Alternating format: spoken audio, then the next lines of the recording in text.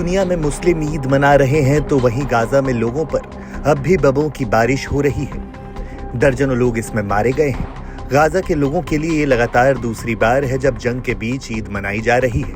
उत्तरी गाजा पट्टी के जबालिया में रमजान के पवित्र महीने के अंत में ईद उल फितर की नमाज में शामिल लोगों की तस्वीरें आई हैं। इसमें वो मस्जिदों के बमों से तबाह होने के बाद खंडरों में नमाज अदा कर रहे हैं। रविवार की सुबह से गाजा पट्टी पर इजराइल की बमबारी जारी है। वहीं इसी बीच इजराइल ने गाजा के राफा इलाके को खाली करने का आदेश दे दिया है।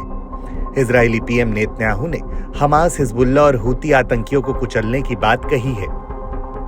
हूतियों और हिजबुल्ला पर क्यों भड़के पीएम नेतन्याहू? हूती विद्रोही कर रहे इजराइल पर हमला, हिजबुल्ला और हूती दे रहे हमास का साथ। इजरायली प्रधानमंत्री नेतन्याहू ने इजराइल की सुरक्षा को देखते हुए यह फैसला लिया है। इजरायली पीएम नेतन्याहू ने कहा, इजराइल को जो सुरक्षा खतरे का सामना करना पड़ रहा है। दरअसल इजराइल के पीएम बेंजामिन नेतन्याहू ने अपनी कैबिनेट को बताया कि हमास के खिलाफ सैनिक दबाव में काम कर रहा है। इसके एक दिन पहले ही इजराइल ने गाजा में संघर्ष विराम फिर से शुरू करने के लिए मिस्र के मध्यस्थों को एक नया प्रस्ताव सौंपा है। नेतन्याहू ने बैठक की शुरुआत में कहा कि ये काम कर रहा है क्योंकि ये एक साथ काम करता है। उन्होंने आगे कहा कि एक तरफ ये हमास की सैन्य और सरकारी क्षमताओं को कुचल देता है और दूसरी तरफ ये हमारे बंधकों की रिहाई की हालात को बनाता है।